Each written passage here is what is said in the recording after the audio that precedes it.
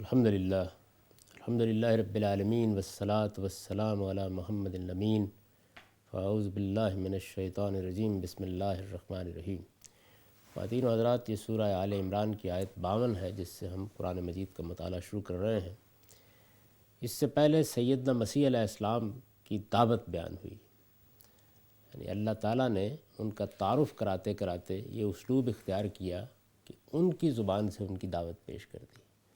انہوں نے یہ بتایا کہ میں اللہ کی ایک بڑی نشانی لے کر تمہارے پاس آیا ہوں، میں تمہارے سامنے بعض حقائق سے پردہ اٹھانے والا ہوں، وہ چیزیں جو دین و شریعت کا اصل موضوع ہیں ان کی حقیقت تم پر واضح کر دوں گا، لیکن میری دعوت وہی ہے کہ اللہ کا تقوی اختیار کرو اور میری اطاعت کرو۔ رسول کی حیثیت سے میں اللہ کا نمائندہ ہوں، جو بات میں اللہ کی طرف سے کہتا ہوں اس کو مانو، اور یہ بات یاد رکھو کہ اس کے سوا میری کوئی دعوت نہیں ہے، کہ اللہ ہی میرا بھی رب ہے اور تمہارا بھی رب ہے، اس کی بندگی کرو۔ ھذا صراط مستقیم، یہی سیدھی راہ ہے۔ یہاں سے بات ختم ہوئی تھی۔ اب اس کے بعد قرآن مجید بیان کرتا ہے کہ فلما احس عیسی منہم الکفر، یعنی اب یہ قرآن کا خاص انداز ہے، ایک پوری داستان اس نے حذف کر دی۔ یعنی سیدنا مسیح علیہ السلام نے یہ ایک تقریر تو نہیں فرمائی تھی، یہ مختلف تقریروں کا خلاصہ ہے جو قرآن نے بیان کر دیا۔ اس کو بیان کرنے کے بعد یہ حصہ حذف کر دیا کہ پھر دعوت پیش کی گئی، بہت سے مراحل آئے، بہت سے معاملات ہوئے، یہاں تک کہ ایک لمبے عرصے تک یہ سب کچھ کرنے کے بعد جب مسیح عیسیٰ ابن مریم نے یہ محسوس کر لیا کہ یہ اب آمادہ انکار ہے، انہوں نے فیصلہ کر لیا کہ یہ نہیں مانیں گے۔ فلما احس عیسی منہم الکفر، جب عیسیٰ نے یہ محسوس کر لیا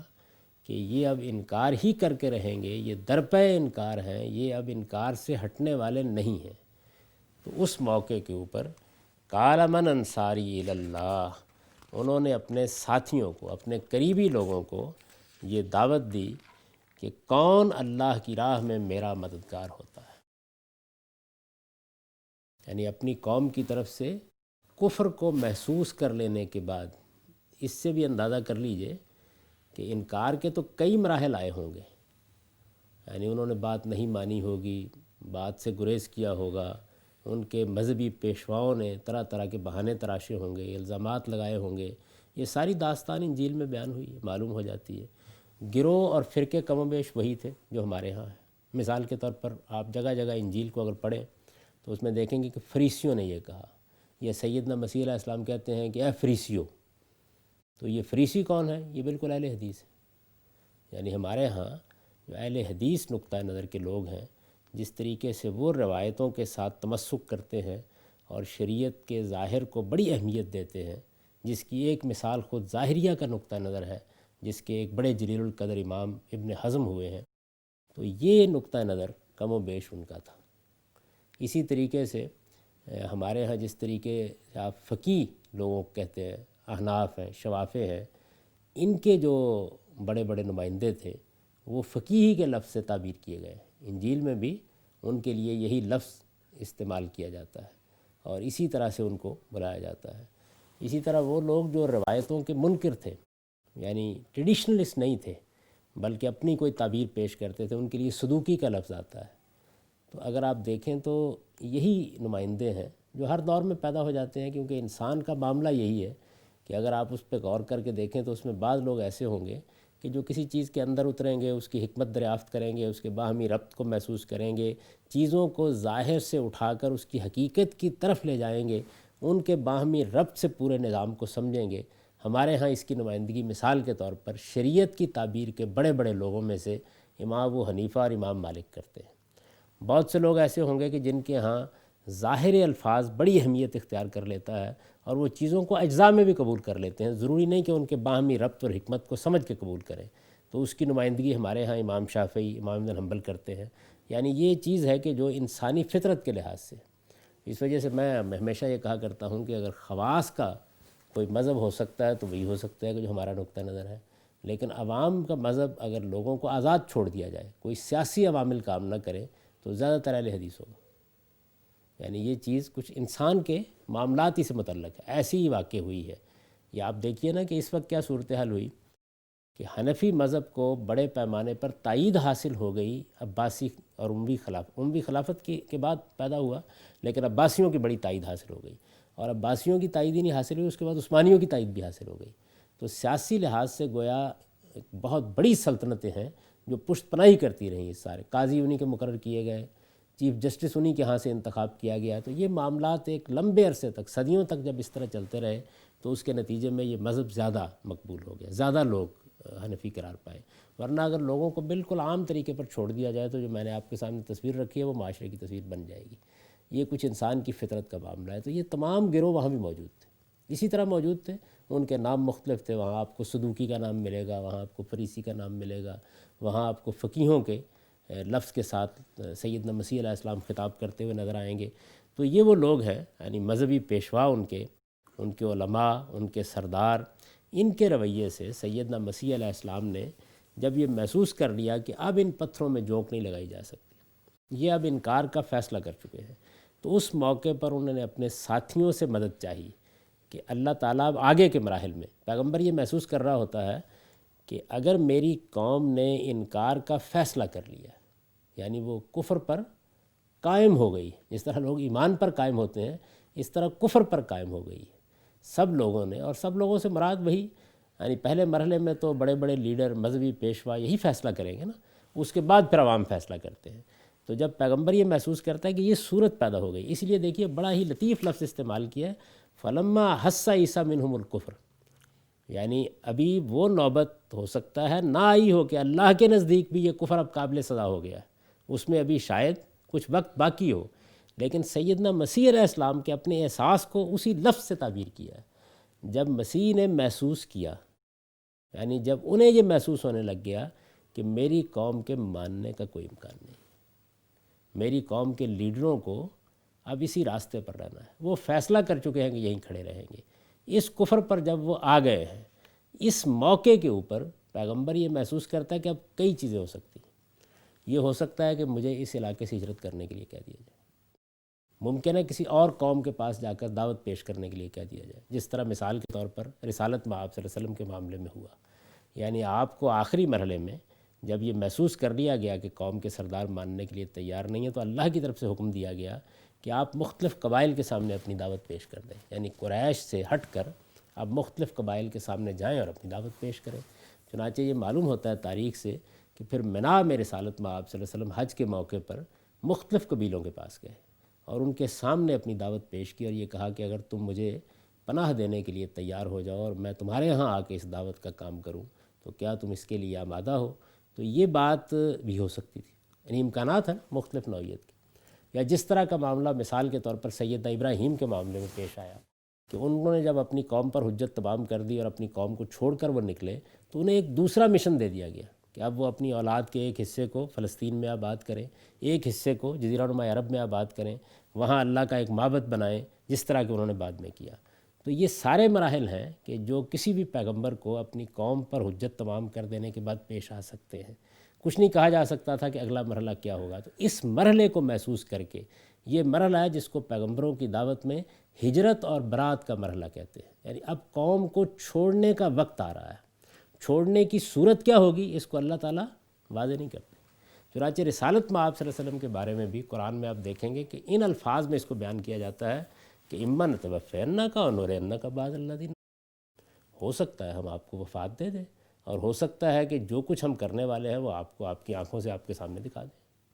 یعنی یہ دونوں امکانات سامنے رکھ دیے جاتے ہیں۔ تو یہاں سیدنا مسیح علیہ السلام بھی یہ محسوس کر رہے ہیں کہ صورتحال کوئی بھی ہو سکتی ہے، جس میں مجھے ہجرت کا بھی حکم دیا جا سکتا ہے، کسی اور قوم کے سامنے دعوت پیش کرنے کی بھی ہدایت کی جا سکتی ہے، خود بنی اسرائیل کے مرکز سے نکل کے، یروشلم تو مرکز ہے نا ان کا، وہاں ان کے مذہبی پیشوائیں دوسرے لوگ ہیں، کسی اور جگہ جانے کے لیے بھی کہا جا سکتا ہے۔ یہاں تو اب واضح ہو گیا ہے کہ یہ لوگ آمادہ انکار ہیں، اپنے کفر پر جمے ہوئے ہیں، یہ اب بات سننے کے لیے تیار نہیں ہیں۔ اس کو محسوس کر کے انہوں نے اپنے قریبی ساتھیوں کو یہ کہا ہے من انصاری اللہ، یعنی اگر اب مجھے اللہ کی راہ میں کہیں نکلنا پڑا تو تم میں سے کون میرا مددگار بنے گا؟ یعنی اس موقع پر پیغمبر اپنے ساتھیوں سے یہ مطالبہ کرتا ہے کہ اب آپ بتائیے کہ کون اس راستے میں میرا مددگار بنے گا۔ یہاں کچھ الفاظ ہیں جو بڑے اہم ہیں، اور میں سمجھتا ہوں کہ ان کے معاملے میں صحیح نقطہ نظر اگر واضح رہے تو پیغمبر کس طریقے سے اپنے ساتھیوں سے مطالبات کرتے ہیں یہ بات بھی واضح ہو جائے گی۔ اور ہمارے ہاں خاص طور پر پچھلے زمانے میں جو بعض اسلام کے نام پر مذہبی تحریکیں اٹھی ہیں، انہوں نے بعض مطالبات کیے ہیں لوگوں سے، اس سے یہ بات بھی بالکل مبرہن ہوگی کہ پیغمبر کا انداز کیا ہوتا ہے۔ دیکھیے، ایک چیز ہے ایمان لانے کی دعوت دینا، یہ تو پیغمبر اپنے زمانے کے لوگوں کو بھی دیں گے، ان کی دعوت ہم تک بھی پہنچی، اللہ کو مانو، اللہ کے فرشتوں کو مانو، اللہ کی کتابوں کو مانو، قیامت کے دن کو مانو۔ یہ دعوت تو کسی خاص گروہ سے متعلق نہیں ہوتی، ہر انسان کے لیے عام ہے، مشرق میں مغرب میں ہر جگہ پیش کی جائے گی۔ اخلاقیات میں پیغمبر جس چیز کے اوپر انسانوں کو قائم کرنا چاہتے ہیں، نفوس کا تزکیہ کرنا چاہتے ہیں، ہمارے نفس کی تہذیب کرنا چاہتے ہیں، ہمیں پاکیزہ بنانا چاہتے ہیں، اخلاقی لحاظ سے ایک بلند تر مرتبے پر لے جانا چاہتے ہیں، ظاہر ہے کہ اس معاملے میں بھی وہ ایک واضح دعوت دیں گے، پیش کریں گے۔ حرمت حلت کا معاملہ بھی کسی خاص گروہ کے ساتھ متعلق نہیں ہے، اس میں بھی طیبات حلال ہوں گے، خبائث حرام ہوں گے۔ اسی طرح وہ چیزیں جو اللہ تعالیٰ نے گنوا دی ہیں کہ اخلاقیات کے معنی میں ممنوع ہیں، مثلا یہ بتا دیا ہے کہ فواحش ممنوع ہے، یہ بتا دیا ہے کہ حق تلفی منع ہے، یہ بتا دیا ہے کہ کسی کی جان مال آبرو کے خلاف زیادتی ممنوع ہے، یہ بتا دیا ہے کہ شرک ممنوع ہے، یہ بتا دیا ہے کہ اللہ کے نام پر دین بنا کے پیش کرنا، اپنی طرف سے دین کی کوئی بات کہنا، یہ ممنوع ہے۔ تو تمام ممنوعات بھی اسی طرح بتائیں گے، لیکن پیغمبر ایک دعوت لے کے کھڑا ہوتا ہے، یہ دعوت پیغمبر تنہا پیش کرتا ہے، یعنی اس دعوت میں وہ کسی اور کی طرف نہیں دیکھتا، اس کی ابتدا یہاں سے ہوتی ہے۔ پھر کسی مرحلے کے اوپر اگر کوئی مطالبہ کرتا ہے تو وہ کیا ہے؟ وہ مطالبہ وہ ہے کہ جس کو رسالت میں آپ صلی اللہ علیہ وسلم نے اپنے ساتھیوں کے سامنے پیش کیا ہے۔ آپ نے پڑھا ہوگا تاریخ میں، ایک دعوت کی تھی آپ نے اپنے خاندان کے لوگوں کی، کہ سب سے پہلے مخاطب وہی تھے، تو اس میں آپ نے فرمایا کہ ایکم یبایعنی ان یکون اخی و صاحبی، تم میں سے کون میرا ساتھی اور میرا بھائی بن کے اس کام میں میرا شریک ہونا چاہتا ہے؟ یعنی اب یہ دعوت اطاعت نہیں ہے، پیغمبر اپنی نبوت کے لیے، اپنے آپ کو ماننے کے لیے جو دین وہ لے کر آتا ہے اس کے لیے تو اطاعت کا مطالبہ کر رہا ہے۔ نماز پڑھنی ہوگی، روزہ رکھنا ہوگا، حج کرنا ہوگا، نیکی اور خیر کو اختیار کرنا ہوگا، پورا تولنا ہوگا، دیانت سے کام لینا ہوگا، والدین کی خدمت کرنی ہوگی، ان سے حسن سلوک کرنا ہوگا، یہ ساری چیزیں تو دین ہیں، ان کا تو وہ مطالبہ کرے گا۔ اس میں سے کچھ فرائض ہوں گے جن کے بارے میں کہے گا کہ ان کو پورا کرو، اگر پورا نہیں کرو گے تو مواخذہ ہوگا۔ اسی طرح سے کچھ چیزیں مستحبات ہوں گی جن کو وہ ترغیب کے اسلوب میں بیان کرے گا۔ تو یہ سب تو دین ہے، یہ زیر بحث نہیں۔ جو دعوت وہ لے کر اٹھتا ہے، جو پیغام وہ لوگوں تک پہنچانا چاہتا ہے، اس میں بھی تو مدد کی ضرورت ہے، اس میں بھی نصرت کی ضرورت ہے۔ اس کے لیے وہ کیا تعبیریں اختیار کرتا ہے؟ تو میں نے آپ سے عرض کیا کہ حضور نے اس کے لیے اخی و صاحبی کی تعبیر اختیار کی، یعنی کوئی سم و طاعت کی بیعت نہیں لی لوگوں سے، یعنی ان سے یہ مطالبہ نہیں کیا میرا بھائی کون بن کے میرے ساتھ کھڑا ہونا ہے، یعنی تمہارے پاس انتخاب ہے، دین تو تم نے مان لیا، وہ پیش کر دیا گیا، لیکن تم میں سے وہ کون لوگ ہیں کہ جو میرے صحابی بن کے، میرے ساتھی بن کے، میرے بھائی بن کے میرے ساتھ کھڑے ہوں۔ چنانچہ جو لفظ صحابہ ہے، اس سے یوں ہی نہ گزر جائیے، یہ اس پورے تعلق کو واضح کر دیتا ہے۔ یعنی کچھ لوگوں نے آگے بڑھ کے یہ کہا کہ ہم آپ کے ساتھی ہیں، آپ کے ساتھ ہم تعاون کریں گے۔ تو تعاون یعنی ساتھی، دوست، بھائی کیا کرتا ہے؟ وہ کوئی سم و طاعت کی بیعت نہیں کرتا۔ دیکھیے، پیغمبر کی حیثیت سے سم و طاعت کے تو سب پابند ہیں۔ جب وہ اللہ کے نبی کی حیثیت سے ہمیں کوئی حکم دیتا ہے تو وہاں تو ہم سب کا کام یہی ہے کہ یہ کہیں کہ ہم نے سنا، سمعنا و اطعنا۔ انہوں نے کہا نماز پڑھو، ہم نے کہا سمعنا و اطعنا۔ انہوں نے کہا روزہ رکھو، ہم نے کہا سمعنا و اطعنا۔ لیکن اپنی دعوت کے لیے وہ جب لوگوں سے تقاضا کرتے ہیں تو یہ تقاضا کرتے ہیں، مصاحبت کا تقاضا، اخوت کا تقاضا، ایک بھائی کی حیثیت سے ساتھ چلنے کا تقاضا۔ تو حضور کے ساتھیوں کے لیے یہ لفظ گویا تاریخ کا حصہ بن گیا، یہ صحابی کا لفظ۔ اسی طریقے سے آپ نے دیکھا کہ پھر دوسرا لفظ سامنے آیا، نصرت، یعنی مدد کرنا۔ تو یہاں بھی دیکھیے سیدنا مسیح علیہ السلام نے کیا مطالبہ کیا، اپنے ساتھیوں اور اپنے شاگردوں سے انہوں نے مطالبہ کیا، من انصاری اللہ، یہ اللہ کی راہ ہے۔ ممکن ہے اس میں اب کوئی ایسا مرحلہ پیش آئے کہ جس میں میں نکل کھڑا ہوں، مجھے تو بہرحال نکلنا ہے۔ وہ جو سیدنا ابراہیم علیہ السلام کا جملہ اس موقع کا کہ انی ذاہب الی ربی سیہدین، میں تو اپنے رب کی طرف رخت سفر باندھ کے نکل کھڑا ہوا ہوں،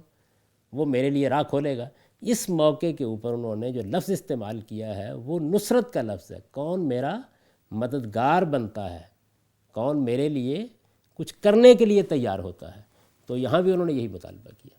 کوئی اور مطالبہ نہیں کیا۔ یعنی یہ نہیں کہا کہ کون میری ہر بات کے سامنے سر جھکانے کے لیے تیار ہے، جو حکم میں دوں گا اس کو ماننا ہوگا، کچھ بھی نہیں کہا۔ وہاں کہا کون میرا بھائی اور کون میرا ساتھی بنتا ہے، یہاں انہوں نے کہا کہ کون میرا مددگار بنتا ہے۔ یہی الفاظ اس کے لیے استعمال کیے۔ قال الحواریون نحن انصار اللہ، تو ان کے جو شاگرد تھے، حواری جن کے لیے لفظ آیا ہے، انہوں نے یہ کہا کہ ہم آپ کے ساتھی ہیں۔ یہ لفظ جو ہے یہ غالباً عبرانی سے عربی زبان میں آیا ہے، لفظ حواری، قرآن مجید نے اس کو لے لیا ہے۔ اس کے معنی قریب قریب وہی ہیں جو ہمارے ہاں لفظ انصار کے ہیں۔ انصار کا لفظ ہمارے ہاں بھی استعمال ہوا ہے، یعنی وہ لوگ جنہوں نے رسالت مآب صلی اللہ علیہ وسلم کی دعوت کو دوسرے مرحلے میں قبول کر لیا اور پھر یہ کہا کہ ہم آپ کے ساتھی ہیں، آپ ہمارے علاقے میں آ جائیں، آپ یثرب ہجرت کر کے آ جائیں۔ ان کے لیے قرآن مجید نے یہی لفظ انصار اختیار کیا ہے۔ تو یہ کم و بیش اسی مفہوم کا لفظ ہے، یعنی آپ اس کو اگر ترجمہ کرنا چاہیں تو آپ کہہ سکتے ہیں حامی، ناصر، مددگار۔ یہ الفاظ بتا رہے ہیں کہ معاملہ انتخاب کا ہے، آپ نے ساتھ آنے کا فیصلہ خود کرنا ہے، دین کا لازمی مطالبہ نہیں ہے۔ یہ پوچھا جائے گا کہ کون مددگار بنتا ہے، لفظ بھی مددگاری ہے، جس کا جی چاہے وہ اس راہ کو اختیار کر لے۔ تو یہ پوچھا انہوں نے کہ کون اللہ کی راہ میں میرا مددگار ہوتا ہے، ان لوگوں نے یہ کہا۔ یہ سیدنا مسیح علیہ السلام کے ان خاص شاگردوں کے لیے حواری کا لفظ استعمال ہوا ہے جو آپ پر ایمان لائے، ہر قسم کے سرد گرم حالات میں آپ کی مدد کی، اور پھر یہی لوگ ہیں کہ جو آپ کی دعوت کے نقیب بن کر بنی اسرائیل کی ایک ایک بستی میں آپ کے بعد پہنچے۔ یعنی یہ جو رومیوں تک پھر دعوت پہنچی ہے وہ انہی کے ذریعے سے پہنچی ہے، پھر یہ بستیوں میں پھیل گئے۔ یہ صاف معلوم ہوتا ہے کہ اس وقت پھر پوری قوم کے سامنے عمومی دعوت رکھ دینے کا مرحلہ آ گیا ہے۔ یعنی پہلا مرحلہ وہ ہے جس میں وہ یروشلم میں آئے ہیں اور وہاں آ کر انہوں نے فریسیوں، فقیہوں اور بڑے لوگوں کے سامنے اپنی دعوت رکھی ہے۔ یہ دوسرا مرحلہ وہ محسوس کر رہے تھے کہ اب آنے والا ہے، اس میں انہوں نے یہ کہا کہ کون میرا مددگار بنتا ہے۔ اس میں ایک اور لطیف پہلو یہ ہے کہ انہوں نے جو جملہ بولا وہ یہ تھا کہ من انصاری الی اللہ، یعنی کون اللہ کے راستے کی طرف جانے میں میرا مددگار ہوتا ہے۔ یہ پورا جملہ بولا تھا، انصاری الی اللہ، میں اللہ کے راستے کی طرف جا رہا ہوں، اگر میں اس راستے کے اوپر چلتا ہوں، اس میں یعنی میرا پروردگار جو حکم دے گا، جو ہدایت کرے گا، ظاہر ہے وہ اس کی راہ ہوگی، میں اس پر چلنے کا فیصلہ کر چکا ہوں، مجھے جانا ہے، اب کون اس راستے میں میرا مددگار بنتا ہے۔ حواریوں کا جواب یہ نہیں ہے، انہوں نے کہا نحن انصار اللہ، ہم ہیں اللہ کے مددگار۔ یعنی انہوں نے درمیان کے سب مرحلے اٹھا دیے۔ یہ آپ اس کی بلاغت کا اندازہ نہیں کر سکتے کیا ہے۔ یعنی مسیح علیہ السلام نے جب ان کے سامنے یہ بات رکھی کہ وہ اب جس مرحلے کی طرف میں بڑھ رہا ہوں اس میں میرے مددگار بن کے کھڑے ہوں، میرے مددگار بن کے کھڑے ہوں، اور میں اللہ کے راستے کی طرف جا رہا ہوں، اس میں ان کی طرف سے جس آمادگی کا اظہار ہے، جس طریقے سے وہ بات کو واضح کر رہے ہیں، وہ اپنی جگہ الگ۔ جو جواب انہوں نے دیا ہے، یہ جواب جو ہے اس نے تو گویا سارے مراحل ہی درمیان میں سے ختم کر دیے، خود معاملے کو پروردگار تک پہنچا دیا کہ اللہ کو ضرورت پڑ گئی ہے تو ہم ہیں اللہ کے مددگار۔ انہوں نے کہا تھا میں اللہ کے راستے کی طرف جا رہا ہوں، کون میرا مددگار بنتا ہے؟ انہوں نے کہا آپ کی مدد خدا کی مدد، ہم حاضر، اگر اللہ کے دین کو ہماری ضرورت پڑ گئی ہے تو نحن انصار اللہ، ہم ہیں اللہ کے مددگار۔ آمنا باللہ، ہم اللہ پر ایمان لائے، یا وہ بیان کر رہے ہیں کہ ہم مدد کے لیے کیوں نہ اٹھیں، ہم اللہ کے اوپر ایمان لائے ہیں۔ وشد بأننا مسلمون، اور آپ گواہ رہیے کہ ہم سرفگندہ ہیں، ہم نے اپنا سر جھکا دیا ہوا ہے، ہم تیار ہیں اس معاملے کے لیے، ہم بالکل آپ کی مدد کے لیے کھڑے ہیں، ادنا تردد بھی اس میں نہیں ہوگا۔ یہ جواب بھی بڑا غیر معمولی ہے، اور اسی نوعیت کا جواب وہ ہے جو سیدنا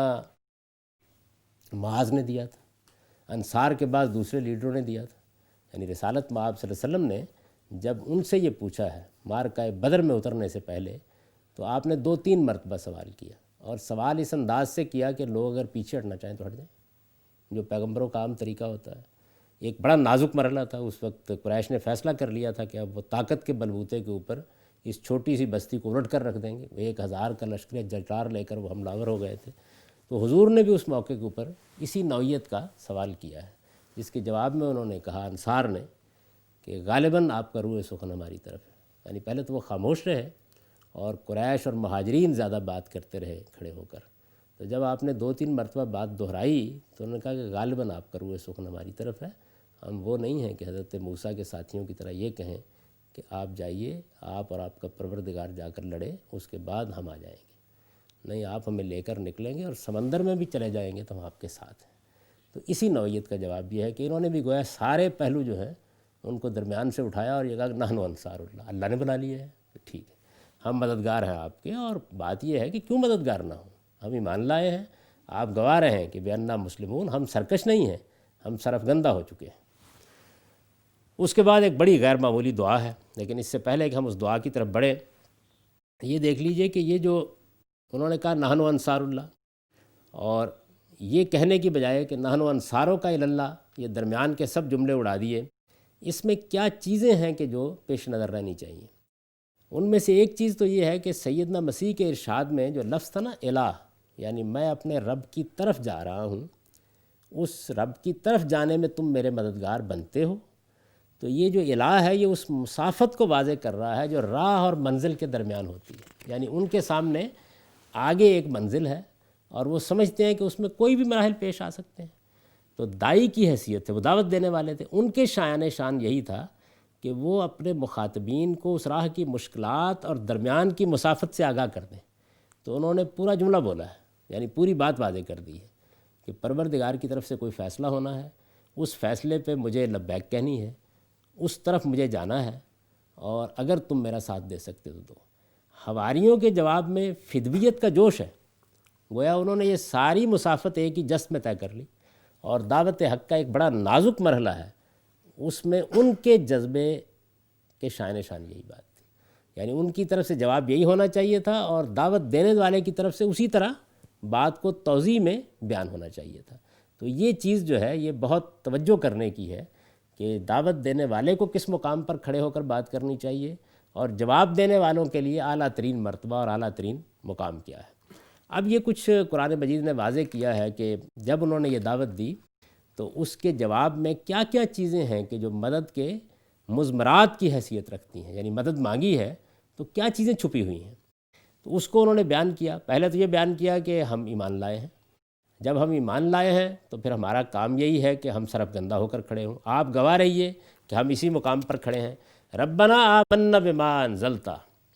کہتے ہیں پروردگار، اب گویا بات ادھر ہونا شروع ہو گئی، معلوم ہوتا ہے کہ سیدنا مسیح درمیان سے نکل گئے۔ ربنا آمنا بما انزلتا، انہوں نے کہا پروردگار آپ نے جو کچھ نازل کیا ہے ہم نے اس کو مانا ہوا ہے۔ یعنی یہ جو قرآن نے یہاں طریقہ اختیار کیا ہے نا، بس اس کی لطافت کی آدمی داد ہی دے سکتا ہے۔ جملے چند ہیں، ایک دعوت دینے والے کا اسلوب ہے، وہ پوری بات بیان کر کے بہت دھیمے لب و لہجے میں کہتا ہے میں اپنے پروردگار کی طرف روانہ ہونے والا ہوں، کون مددگار بنتا ہے۔ جواب دینے والے ایک ہی جست میں کہتے ہیں کہ ہم اللہ کے مددگار ہیں، اس کو ایک طرف چھوڑ دیں اور اپنے رب سے بات کرنا شروع کر دیتے ہیں۔ ربنا آمنا بما انزلتا، پروردگار، یعنی یہ یوں معلوم ہوتا ہے کہ آپ کو پوچھنے کی ضرورت کیا تھی، ہم ایمان لائے ہوئے اس چیز پر جو آپ نے نازل کی ہے، واتبعنا الرسول، اور ہم نے رسول کی پیروی کا فیصلہ کیا ہوا ہے، یعنی ہم اس جگہ پہ تو نہیں کھڑے، فاکتبنا مع الشاہدین، سو آپ ہمیں اس کی گواہی دینے والوں میں لکھ لیں۔ یعنی جیسے ہم کہتے ہیں نا کہ آپ تو ہمارا نام سر فہرست رکھ لیں، آپ ہمیں لکھ لیں کہ ہم اس کی گواہی دینے والے ہیں، اس وجہ سے اس کا کوئی سوال نہیں کہ ہم پیچھے ہٹیں گے۔ تو گویا یوں سمجھ لیجئے کہ انہوں نے پوری طرح وہ تصویر ہمارے سامنے رکھ دی ہے کہ وہ کہاں کھڑے تھے، جو ان کے قریبی ساتھی تھے، اور کس طرح وہ سمجھے ہوئے تھے بات کو، اور ایمان کے تقاضوں کو کس طرح محسوس کرتے تھے۔ سیدنا مسیح نے جو بات کہی، انہوں نے جو جواب دیا، اس میں یہ ساری تصویر آ جاتی ہے۔ تو یہ ہوا، اور اس طریقے سے انہوں نے یہ واضح کر دیا کہ یہ حق ہم پر واضح ہے، ہم اس کے چھپانے والے نہیں ہیں، دوسروں کے لیے اس کی گواہی دینے والے بن کے رہیں گے۔ یہاں بھی ہمارا نام لکھ دیجیے، قیامت میں بھی ہم یہ چاہتے ہیں کہ ہمارا نام حق کی گواہی دینے والوں میں لکھا جائے، حق کو چھپانے والوں میں نہ لکھا ہوا ہو۔ یہ پوری بات انہوں نے بیان کر دی ہے۔ وَمَكَرُوا وَمَكَرَ اللَّهُ، فرمایا کہ یہ ہوا، اور بنی اسرائیل نے اس کے بعد سیدنا مسیح علیہ السلام کے خلاف خفیہ تدبیریں کرنا شروع کر دیں، یعنی وہ جو چیز انہوں نے محسوس کی تھی کہ یہ کفر پر اب آ گئے، تو جب کوئی قوم اس درجے میں کفر پر آتی ہے تو صرف اتنا ہی نہیں کرتی کہ وہ انکار کر دیتی ہے، اب چونکہ اس وقت کے پیشوا مذہبی رہنما یہ محسوس کر رہے ہوتے ہیں کہ اس دعوت کا مقابلہ نہیں کیا جا سکتا، استدلال سے، علم و عقل سے اس کی نفی نہیں ہو سکتی، تو پھر کیا کیا جائے؟ اگر خاموشی اختیار کریں اور دعوت کو پنپنے دیں تو کچھ دیر کے بعد زمین پاؤں کے نیچے سے نکل جاتی۔ یعنی کہہ سکتا نا ایک آدمی کہ ٹھیک ہے آپ نے فیصلہ کر لیا تو آپ نہ مانیں، لیکن وہ نہیں مانیں گے تو کیا لوگ بھی اندھے اور بہرے بن کر کھڑے رہیں گے؟ تو اس کا شدید اندیشہ ہوتا ہے، اور مذہبی پیشوائی اس اندیشے کو محسوس کر لیتی ہے کہ اب اگر یہ دعوت جس مرحلے پر یہ پہنچ گئی ہے، یعنی ایک مرحلہ تو اس کو وہ ہے کہ سیدنا مسیح علیہ السلام نے محسوس کیا کہ اب یہ ماننے والے نہیں ہیں،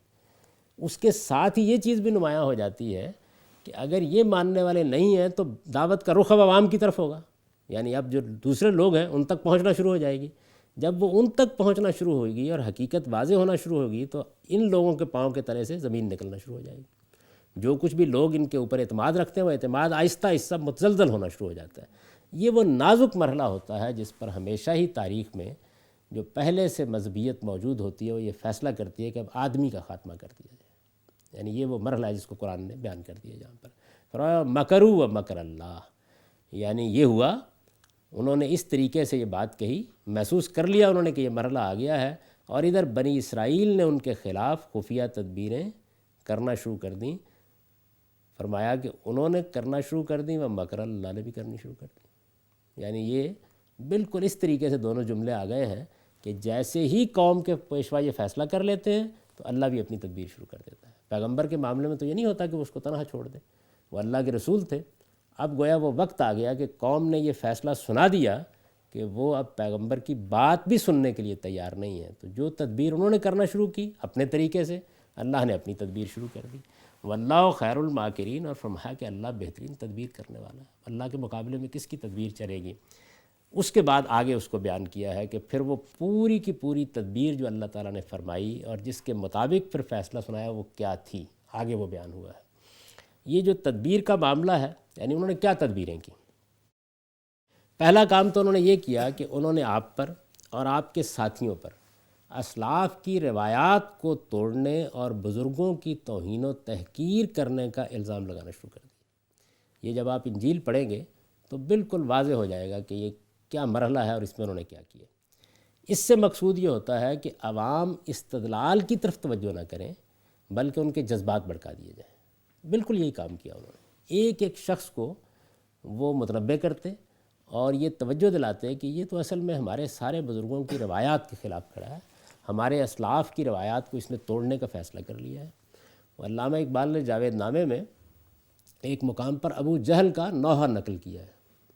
وہ یہاں سے شروع ہوتا ہے کہ سینہ معاذ محمد داغ داغ از دمے او کعبہ گل شد چراغ، یعنی ابو جہل کھڑا ہے اور کھڑا ہو کے نوحہ پڑھ رہا ہے کہ میرا سینہ محمد صلی اللہ علیہ وسلم کی دعوت سے داغ داغ ہو رہا ہے، اور یہ میں محسوس کرتا ہوں کہ ان کی وجہ سے تو کعبے کا چراغ گل ہو جائے گا، یعنی وہ اس جگہ کھڑے ہوتے ہیں۔ اس کے بعد پھر علامہ اقبال نے رسول اللہ صلی اللہ علیہ وسلم کی دعوت کو اس منفی اسلوب میں پیش کیا ہے، یعنی ابو جہل اسے کیسے دیکھ رہا ہے۔ وہ یہ کہتا ہے کہ نام و نسب کا خاتمہ کر دیا گیا ہے، ہماری روایات پامال کر دی گئی ہیں، ہم کس شرف رکھنے والی قوم تھے، اب یہ کہتا ہے کہ گورے اور کالے سب برابر کر دیے گئے ہیں، یعنی وہ دعوت کو اس اسلوب میں پیش کیا انہوں نے۔ تو یہ صورت ہے کہ جس صورت کو مذہبی پیشوا بالخصوص استعمال کرتے ہیں کہ دیکھیے آپ متاثر نہ ہوں، ان کی بات نہ سنیں، یہ ایسی چیز نہیں ہے، یہ تو ہمارے اسلاف کی تحقیر کرتے ہیں۔ دیکھیے بڑے بڑے بزرگوں کے منہ آتے ہیں، فلاں پر تنقید کر دی، فلاں پر، وہ حضرت مسیح کرتے بھی تھے، یعنی حضرت مسیح کی وہ تنقیدیں موجود ہیں۔ اچھا، دوسرا کام انہوں نے یہ کیا کہ اپنے مخصوص آدمی بھیج کے ان سے ایسے سوالات کرنے شروع کر دیے کہ وہ تو اپنی دعوت اپنے طریقے سے پیش کرتے تھے۔ تو انجیل سے معلوم ہوتا ہے کہ اپنے طریقے سے جب آدمی بات کر رہا ہوتا ہے تو وہ یہ دیکھتا ہے مجھے کیا بات کہنی ہے، کب کہنی ہے، ایک حکمت ہوتی ہے نا اس کی۔ تو ایسے سوالات کرانے شروع کر دیے کہ جس سے کوئی ایسی بات ان کے منہ سے نکلے جس میں کفر یا ارتداد کا فتویٰ لگایا جا سکے۔ مذہبی معاشروں کے اندر یہ بڑی اہم بات ہوتی ہے۔ یہ کام یہود کے فقیہوں نے بھی کیا، فریسیوں نے بھی کیا، اور سیدنا مسیح علیہ السلام چونکہ تمثیلوں میں گفتگو کرتے تھے تو ان کی تمثیلوں اور تشبیہوں کے اندر سے اپنی دانست میں انہوں نے وہ مواد فراہم کر لیا جس کی بنیاد پر ان کے واجب القتل ہونے کا فتویٰ دیا جا سکے۔ یہ ساری صورتحال انجیل سے آپ پر واضح ہو جائے گی۔ تیسرا کام انہوں نے یہ کیا کہ اس زمانے میں ملک میں سیاسی اقتدار رومیوں کا تھا، اس وجہ سے انہوں نے ان کو بھڑکانے کے لیے مواد فراہم کرنے کی کوشش کی۔ یعنی ایک مواد وہ تھا جو عوام کو بھڑکانے کے لیے چاہیے تھا، تو وہ سوالات کے ذریعے سے نکالنے کی کوشش کی۔ دوسرا مواد وہ تھا جو انہوں نے رومیوں کو متوحش کرنے کے لیے نکالنا شروع کیا۔ پہلے خراج کی ادائیگی کے بارے میں سیدنا مسیح سے سوال کیا گیا، وہ سوال نقل ہوا ہے انجیل میں کہ یہ بتائیں کہ یہ ٹیکس جو دیتے ہیں ہم رومیوں کو، ہے نا، ایک نازک مسئلہ ہوتا ہے، حکومت کھڑی ہوتی ہے اس کے اوپر، تو سیدنا مسیح سے یہ سوال پوچھا گیا، لوگوں کو بھیجا گیا کہ وہ پوچھیں کہ یہ ٹیکس کیا ہے۔ ظاہر ہے کہ اگر تو سیدنا مسیح یہ کہتے ہیں کہ یہ ناجائز ہے تو اس کا مطلب یہ تھا کہ ہمارا کام تو ہو گیا، یعنی اس کے بعد پھر رومی نمٹ لیں گے۔ پھر تو پروپیگنڈا بہت آسان ہے کہ یہ تو ٹیکس دینے سے لوگوں کو روک رہا ہے، خراج دینے سے لوگوں کو روک رہا ہے۔ یہ اگر وہ نہیں کہتے اور یہ کہتے ہیں کہ دو، تو کہا جائے گا کہ دیکھو دین و شریعت کے معاملے میں یہ کہتا ہے کہ رومیوں کی پیروی کرو۔ یہ نازک صورتحال ہے جو ان کے لیے پیدا کر دی گئی۔ اسی کا وہ جواب ہے جو انجیل میں نقل ہوا ہے کہ جو کیسر کا ہے کیسر کو دو اور جو خدا کا ہے خدا کو دو، جس سے بعد میں پوری سیکولرزم کی فلسفی برآمد کی گئی ہے۔ درحال ہے کہ وہ بات ہی بالکل اور ہے اور ایک خاص محل میں کہی گئی ہے کہ جب غلامی میں پڑے ہوئے ہو تو اس وقت میں تمہیں کیا کہوں،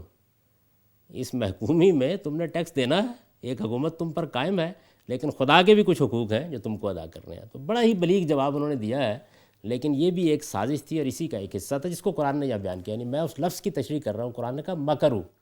انہوں نے تدبیریں کی۔ کیا تدبیریں ہیں جو انہوں نے؟ تو ایک تدبیر انہوں نے یہ کی۔ اچھا، پھر اس کے بعد سیدنا مسیح کا ایک خاص انداز تھا جس کو پہلے میں واضح کر چکا، وہ سردار کی طرح کلام کرتے تھے۔ انبیاء علیہ السلام کا انداز ہی ہوتا ہے، اور سیدنا مسیح کے تو کیا کہنے، جس طرح وہ بات کرتے ہیں معلوم ہوتا ہے کہ با اختیار شخصیت بول رہی ہے۔ اس سے یہ مضمون پیدا کیا گیا کہ یہ تو اصل میں اپنی بادشاہت رومیوں کے مقابل میں قائم کرنا چاہتا ہے، اور یہ بہت آسان بھی تھا۔ ان کے جملے، ان کے فکرے، ان کا جو اسٹائل تھا خاص، اس سے یہ چیز نکالنے کی کوشش کی گئی۔ اور آخر میں پھر چوتھی تدبیر انہوں نے یہ کی کہ سیدنا مسیح کے جو 12 شاگرد تھے ان میں سے ایک شاگرد یہودا کو،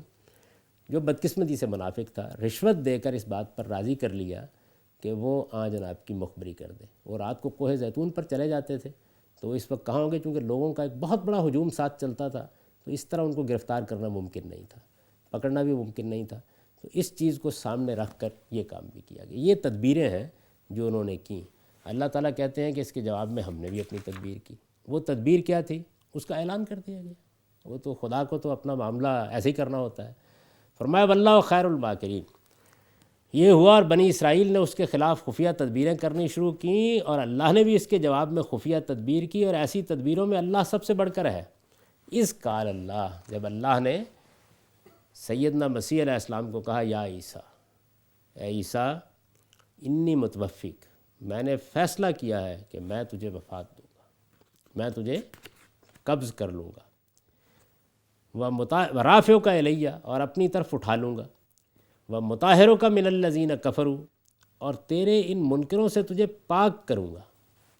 و جائل الذین اتبعوک فوق الذین کفروا الی یوم القیامہ، اور تیری پیروی کرنے والوں کو قیامت کے دن تک تیرے ان منکروں پر غالب رکھوں گا۔ انہوں نے یہ تدبیریں کی ہیں، میں نے یہ فیصلہ کر لیا ہے۔ ثم الی مرجعکم، پھر تم کو بالآخر ہمارے پاس آنا ہے، تم سب کو بالآخر میرے پاس آنا ہے۔ فاحکم بینکم فیما کنتم فیہ تختلفون، سو اس وقت میں تمہارے درمیان ان چیزوں کا فیصلہ کروں گا جن میں تم اختلاف کرتے رہے ہو۔ یعنی اس وقت تو فیصلہ اس طرح نہیں سنایا جا سکتا، یہ فیصلہ میں دنیا میں اس طرح سناؤں گا، اور اس کے بعد میں قیامت میں تم سب کو اپنے سامنے اکٹھا کروں گا، اور پھر اپنا وہ فیصلہ سناؤں گا کہ جس فیصلے کے بعد کسی کے پاس کچھ کہنے کے لیے باقی نہ رہے گا۔ اس میں جو چیزیں بیان ہوئی ہیں یہ سب بڑی وضاحت کا تقاضا کرتی ہیں۔ قرآن مجید نے ایک ایک کر کے گویا سیدنا مسیح علیہ السلام کے معاملے میں قیامت تک جو کچھ ہونے والا ہے اس کو بیان کر دیا۔ آپ دیکھیں نا کہ اس میں الی یوم القیامہ تک کے الفاظ آ گئے ہیں، پورا معاملہ بیان کر دیا۔ یہ معاملہ اس شان کے ساتھ کیوں ہوا ہے، کیسے ہوا ہے، پھر توجہ دلانا چاہتا ہوں کہ یہ اصل میں بنی اسرائیل ہیں جن کا معاملہ عام قوموں کا نہیں ہے، ان کے ساتھ عمومی قانون نہیں، ان کی طرف سیدنا مسیح علیہ السلام خدا کی آخری حجت کے طور پر آئے ہیں۔ ان کے انکار کا مطلب یہ تھا کہ اب کا پیمانہ عمر لبریز ہو گیا، اب معاملہ ختم ہو گیا۔ اس موقع پر اللہ تعالیٰ نے یہ ان کے درپے آزار ہونے والے ہیں، یہ ان کو پکڑوانے کی کوشش کرنے والے ہیں، بلکہ سولی چڑھا دینے کے لیے تیار ہوئے ہیں، اس موقع کے اوپر اللہ تعالیٰ نے اپنے اس فیصلے کا اعلان کیا ہے۔ تو یہ بتایا کہ یہ کیسے ہوا۔ الوہیت مسیح کے معاملے میں ایک ان کی پیدائش اور غیر معمولی معجزات ہیں جو نصارہ کی گمراہی کا باعث بنے ہیں۔ دوسرے ان کے ساتھ آخر میں کیا معاملہ ہوا، یعنی پھر کیا ہوا، اس کو قرآن مجید نے بیان کیا۔ تو پہلی چیز یہ فرمائی کہ وفات دوں گا، دوسری یہ کہ اپنی طرف اٹھا لوں گا، تیسری یہ کہ میں تمہیں ان سے پاک کروں گا، اور چوتھی یہ کہ تیرے ماننے والوں کو ان پر غالب کیے رکھوں گا۔ یہ چاروں باتیں وضاحت کا تقاضا کرتی ہیں، ان پر ہم انشاءاللہ العزیز اگلی نشست میں گفتگو کریں گے۔ اب آپ ان آیات کا سادہ ترجمہ سن لیجیے۔ ارشاد فرمایا ہے، پھر جب عیسیٰ نے محسوس کیا کہ میری قوم کے یہ لوگ ہر حال میں آمادہ انکار ہیں، تو اس نے حواریوں سے کہا، کون اللہ کی راہ میں میرا مددگار ہوتا ہے؟ حواریوں نے جواب دیا، ہم ہیں اللہ کے مددگار، ہم اللہ پر ایمان لائے ہیں، اور آپ گواہ رہیے کہ ہم نے سر تسلیم خم کر دیا ہے۔ پروردگار، ہم نے اسے مان لیا ہے جو آپ نے نازل کیا ہے، اور اس کے تقاضوں کو پورا کرنے کے لیے رسول کی پیروی اختیار کر لی ہے، سو آپ ہمیں اس کی گواہی دینے والوں میں لکھ لیں۔ یہ ہوا، اور بنی اسرائیل نے اس کے خلاف خفیہ تدبیریں کرنا شروع کیں، اور اللہ نے بھی اس کے جواب میں خفیہ تدبیر کی، اور ایسی تدبیروں میں اللہ سب سے بڑھ کر ہے۔ اس وقت جب اللہ نے کہا، اے عیسیٰ، میں نے فیصلہ کیا ہے کہ تجھے وفات دوں گا اور اپنی طرف اٹھا لوں گا، اور تیرے ان منکروں سے تجھے پاک کروں گا، اور تیری پیروی کرنے والوں کو قیامت کے دن تک ان منکروں پر غالب رکھوں گا، پھر تم سب کو بالآخر میرے پاس آنا ہے، سو اس وقت میں تمہارے درمیان ان چیزوں کا فیصلہ کروں گا جن میں تم اختلاف کرتے رہے ہو۔ اقول قولی ھذا واستغفر اللہ لی ولکم۔